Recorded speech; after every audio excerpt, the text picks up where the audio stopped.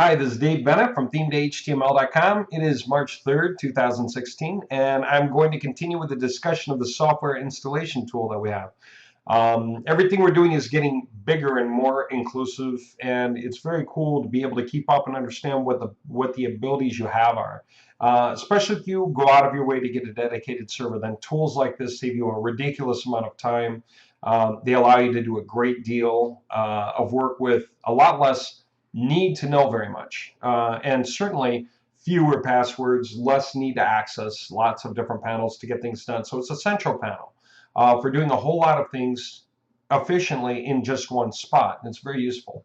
Okay, so I'm going to continue with the description. And when we get to the end of all this, then you'll be able to understand things we do. And I'll be able to compare the old way of doing something with the new way of doing something. And that'll just help really make the point.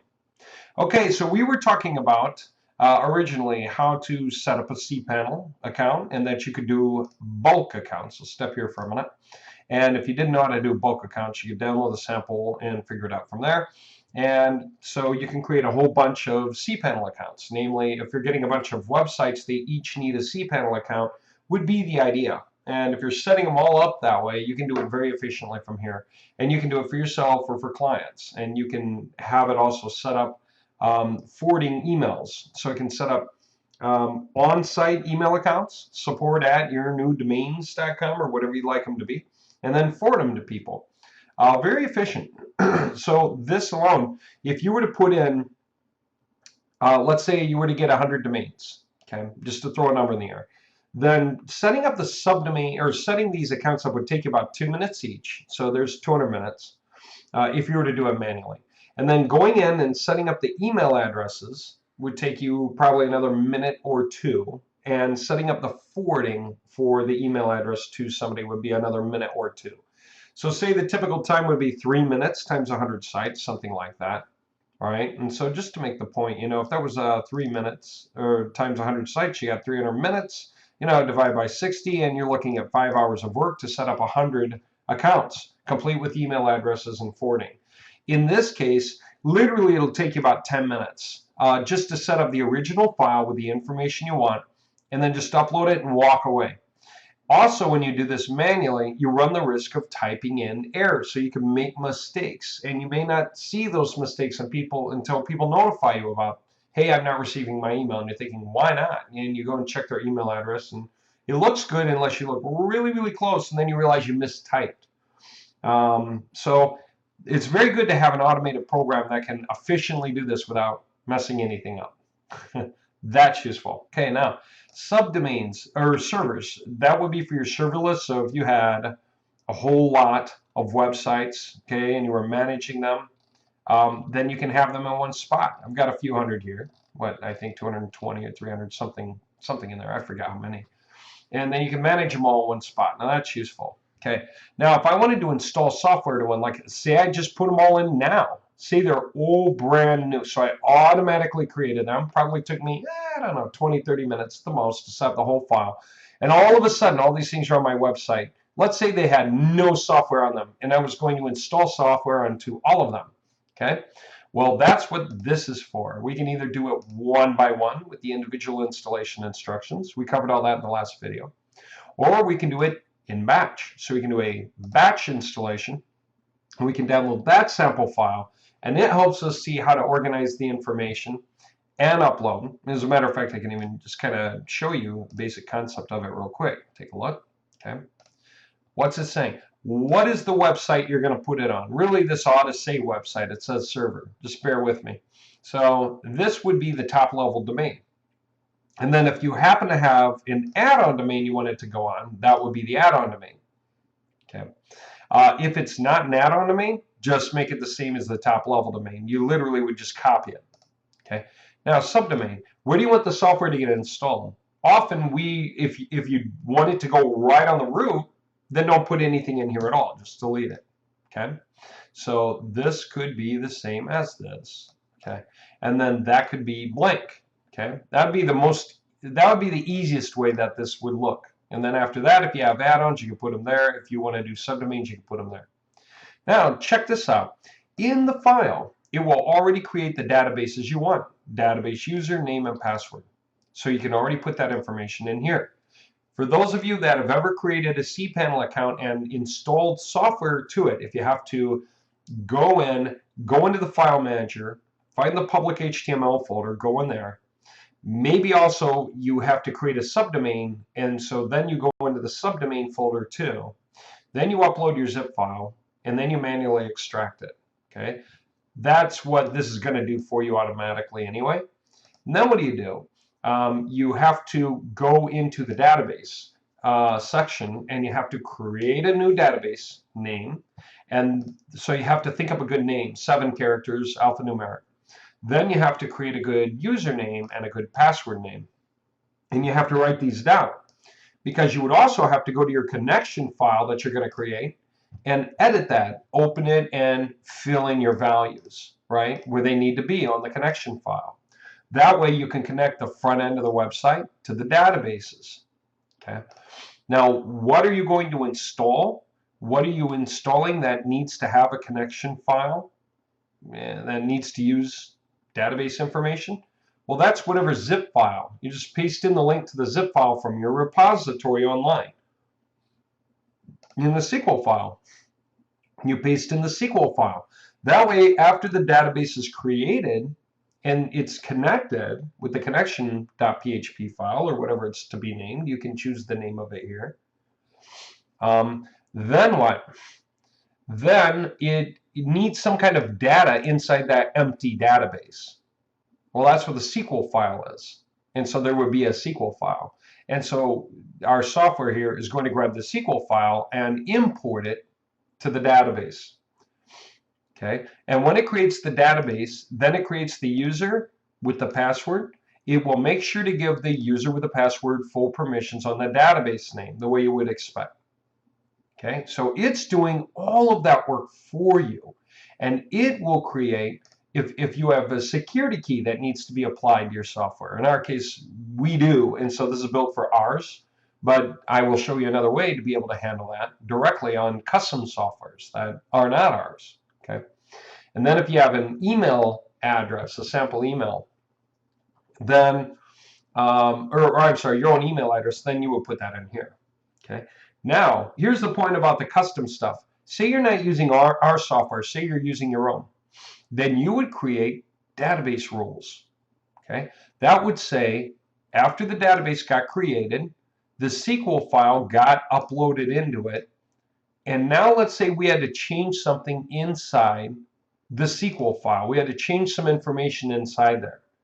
Okay, change an email address, change a license code, whatever. Well, that's where we can actually create database rules. We can tell our database rules, we can create them, and rule number 1 can be go into this certain database table, right, which of course will be here. It's already understood that it'll be there. So the rule that you created was go into that database table, whatever table it is, go into this column, whatever column that is, go into the cell, whatever cell that is, and replace whatever the default value was that you put there with the real value that you want. Okay, so you can create unlimited database rules like that, right? And so you can use rule 1 for this kind of SQL file that you're going to install. Maybe rule 2 also applies to it. For instance, it may change the security key from your default that just said default key. So rule number 1 could be go into the right column, which is for the key, the right cell, which is the first one, and change default key to whatever the key is going to be. Okay, and that's what the rule 1 is all about. And then you could have a rule 2. And so you could actually have a comma and you could put a DB rule, all right, number 2. And if you do that, what's the point? Oops, okay. What if you do that? What's the point? It will also follow that rule. So maybe it goes to some other database table with some other column that's all still inside the SQL file that got uploaded here. It'll go into the right column where the email address ought to be. You know, in case you forgot your password, what email address will it send the new one to? Okay, and that will be covered by your database rule number 2. So it will automatically update your dummy entry like default email to whatever the email address should be. Okay, that's your database rule number 2. File rules are very similar. File rules say once it's uploaded, you got your zip file, it's going to upload, it's going to extract itself. You don't have to go in and extract it. It'll do itself for you. Okay.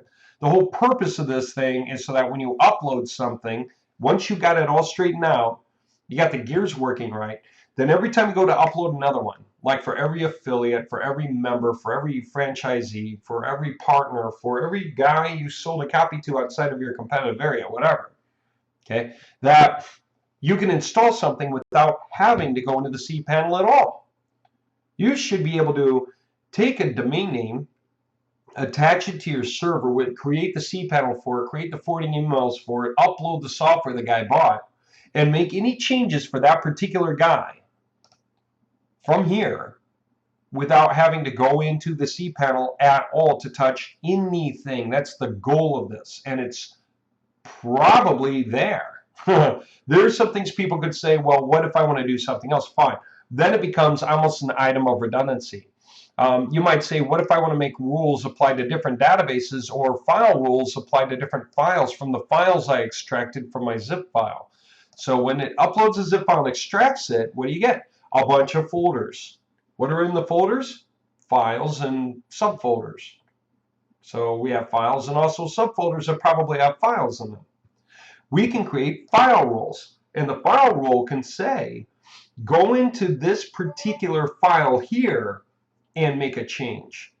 That's cool because that could be even your connection.php file. You can change default string to whatever you want it to be. Okay? You can change anything notepad-based, text-based, whatever it is, anything that can be written into. Okay? That's what the file rules are for. So how's that? That's pretty cool. Could we also have something like rename the file rules? We could, but there probably won't be much of a demand for that, because if you already have your program and you upload your zip file and you're running something for a lot of people, or you're providing support to people if they got questions, or who knows what you're doing with your software, chances are good that if the guy has an issue and he goes, hey, I can't get something to work, then the programmer's going to want to go to the file they were expecting to be there in order to make that change. You might say, well, what if the company updates the software? Fine, then either replace it in your repository with the new version, or create a second version that has some new rules or file names. No problem, just treat it like a separate whole thing, and you can upload it just as easily. It can be the thing you upload instead of the old thing. It's up to you. It's just whatever paths you put in here from your repository. You might think, how do I get this copy from repository? And I'll just show you real quick. If I were to, and you'll see how this is done easily with individual installation. Let's say I was going to go to the repository. I can hit this thing, okay, right here, and I can go to whatever I'm going to install. Maybe it's not that one, but that one now, who knows, okay? And I want to select it. That'll give me the path, right? Admin / landing pages with panel / whatever it is, right?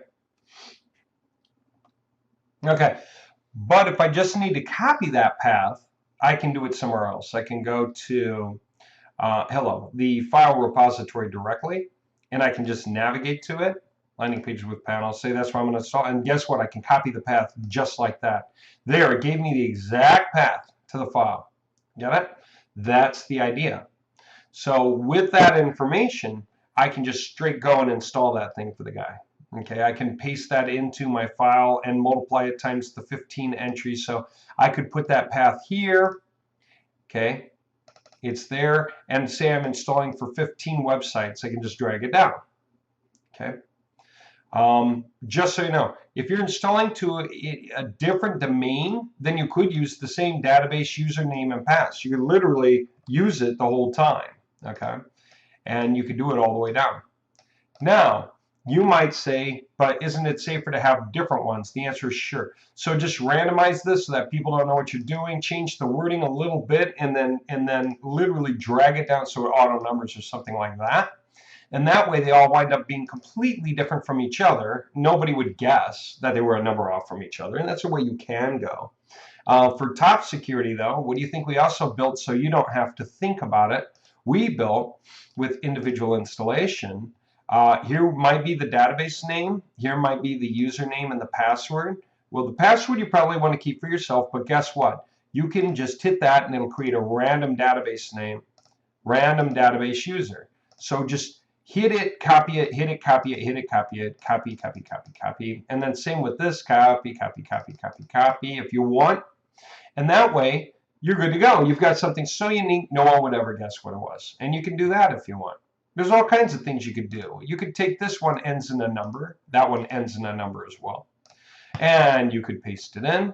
And then you could just run it down to get different numbers. Okay? Nobody knew what it was in the first place, let alone what these other websites are that might happen to have the same software. So that's a way to go. The whole point being it's flexible. Okay, it just depends on your needs. You can take it as far as you want. Okay, same with a SQL file. I can copy it the way I did the zip file and paste it in here and drag that down. Okay, user pass can always be the same if I want, or it can be different, and I can drag that down. Okay, security key. I can paste in the list of security keys necessary to turn all these things on. Right? Email ID, etc. So you can do all of this. Right? You can really do all of this.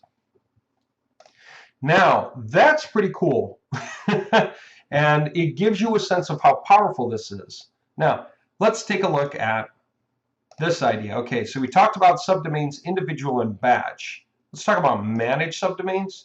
Once I put in all my servers, right, I'll just remind you, I entered all my servers in here, tons of them. Okay, I could manage the subdomains. So choose some server. Okay, who knows what one? I don't know what I got in here anymore. Just things all over the place. So let's say I went to mojisamples.com. All right, I've got a bunch of subdomains in here. If I want to delete them, I can select them all and delete. I can also choose not to delete the files, just delete the subdomains. You know how useful that is? Say these were subdomains for different affiliates you have or members, and the reason that you created these is the guys are paying you each month, or they're putting out backlinks for the website each month instead of paying you, or they owe something on their sale. Who knows? I don't know.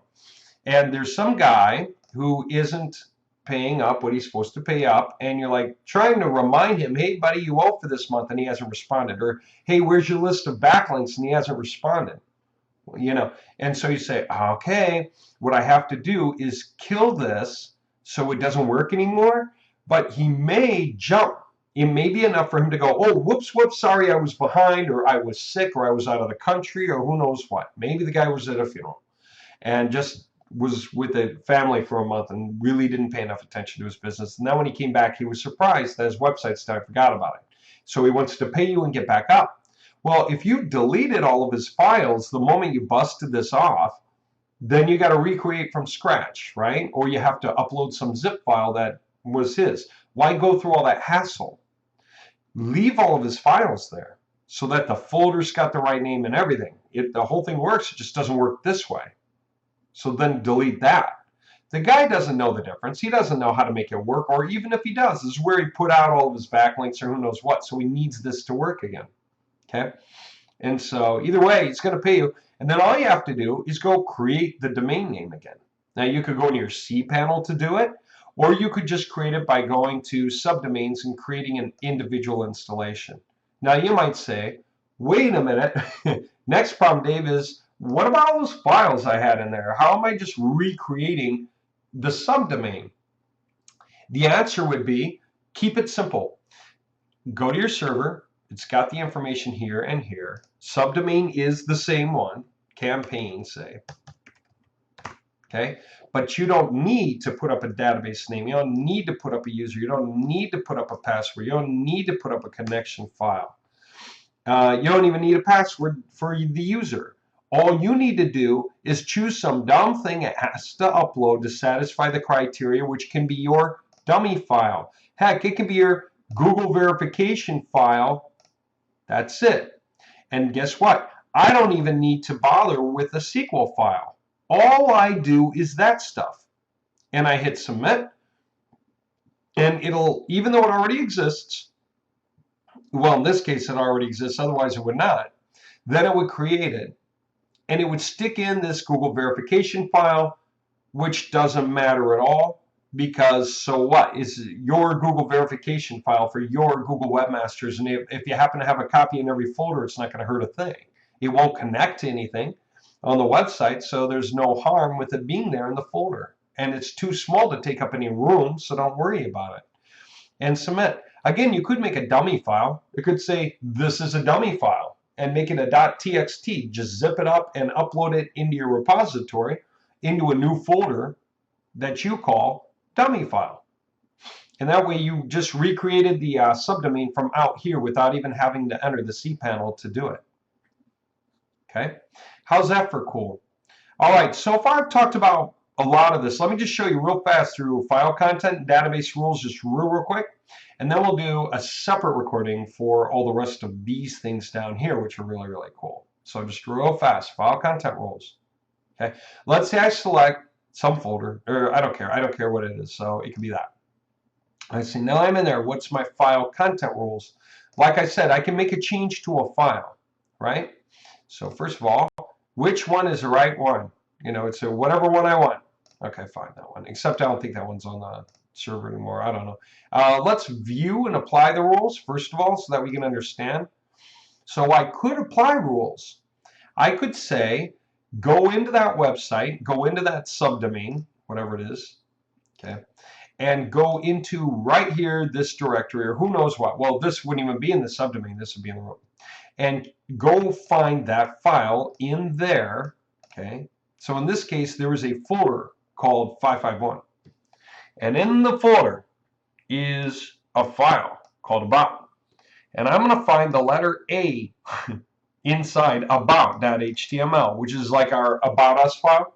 I'm going to find the old phone number, or whatever it is, the dummy information, dummy name, dummy phone number, dummy address, and replace it with the real name, the real phone number, the real address. So I could just say, go do that now and apply. Get it? So that's cool. And you might say, well, what if I want to edit the rule? Because every time I do this for a new affiliate, that's Dave, Bob, Dan, Sam, Jane, whoever, Julie. Fine. So I'm going to do that now. If I'm going to do that, I need to change this to Julie, you know, and some other information. That's what the rules are hyperlinked for. You can have your old and your new, update the rule. Okay. Then you can have your old and your new, you know, update the rule. XXX, YYY. There you go. And there you go. It just updates it. It does it instantly, so it's no issue. Dave, what did I say? Julie, right? Update the rule. There you go. So, or July, Julie, you know, with an IE I could do as well. But anyway, this is the point, that you can actually create these rules outside of the cPanel and then apply them. I can apply them right now for that thing. Now, what if I want to create whole new rules? After all, I could have 100 rules to choose from, and I might give them better names than 3, 4, 5. I want to really just, now it's going to have 3, 4, 5. That's right. That's right. It has to. But I'm just going to use some sort of sensible conventions for my rules anyway. So here's a point. If I want to add a rule, okay, I'm going to say, where is the place I'm going? Okay, and then once I'm there, see, it's starting right inside that subdomain because I told it had to. I could come out and hit add rules. It goes, all right, here's where you're starting. Now, if you're going to add a file content rule, you got to find the file to change. Okay, fine, directory list. I think it's going to be in the, oh, I don't know. All right, fine. In, let's say, the subdomain after all. Okay, fine, it's going to be in there. All right, fine. Now, where are we going to go after that? Oh, there's nothing there. That's right. So let me try this again. Let me see if this is there. I don't know. All right. CSS or scripts. Again, like, who makes those changes really like this? Nobody. But okay, fine. So add rules. So even if I don't go very deep, right? If I just want to stick with something like, look at this, user files. In there is a whole bunch of templates. So let's say I'm going in that template. Okay. All right. Now, where am I going to go? Files, images, sure, files maybe. And then what? That's it. That's as far as you get. So what's the file list? And I don't happen to have one. because this doesn't have anything in it, because that's just a dumb entry. But there you go. That's the point. I can navigate exactly to where the file list is. Sorry, I didn't prepare this. I wasn't thinking it through. Here, actually, let me just do this in a better way. Let me find emoji samples again, because that's got at least some things on it. I mean, all these sites do. I could go to any of these sites and they all do. All right. So if I go in there, then I say, let's add some roles. Okay, fine. I can do something from here very easily, I'm sure. So let's just say I went to the administrator folder. I'm just showing you how you can keep digging, okay? And I could keep going. Let's say I go into the CSS. All right, fine. And then I go into the directory list, and that might be notes is in there, you know. And so I find something I can use. That would be the XML file, and I can literally do a find and replace that will find whatever it is in this file and replace it. And I can make that a new rule, okay? Such that always when I apply it, it'll apply to whatever website I chose. Get it? Because it'll still use the file path rule that would apply. All right. So if you upload the same software onto different websites, okay, then you can use the same rule you created for each new website that has the same software on it. Get it? And so you can do whatever you want with those rules. Now, database rules, extremely similar. Okay. So again, if I go to something like, all right, let me just do it. Okay. So then whatever the database would be, oh, okay. It wasn't created inside of here, so it's not recognizing it. Hold on. Okay. So I created a bunch of databases in a particular server because I could upload to all the subdomains. So I could upload many instances to the subdomains, and then I could choose one of these if I had that. Now, all I would need is the database name and password, really. This should say name. It says host. It should say user and password, sorry. And so if I put that stuff in there, right, then there you have it. And the point is now I can view the rules and add the rules. And so you can only go into the database if you have the password. Remember how we set up here? Let me just open this in a new tab. We said that when you do the installation, okay, you might want to randomize the database name, and you might want to randomize the username, or just copy your database name to make it your username if you want that for simplicity. People aren't going to see the one, so they won't see the other. So that's okay. But then the password ought to relate to the software you upload. Ought to be the same password for everyone in this case. All right. That's why there isn't a randomized button for that. You know, because you can't see the password inside the cPanel. You can only change it, which isn't very cool. So you really need to know what the password is, right? Well, once you know what the password is for that kind of software, right? So if I upload one software, like the ALC software, I got a kind of password for that. If I upload a different software, I can have a different password for that, etc. Okay. What's the point?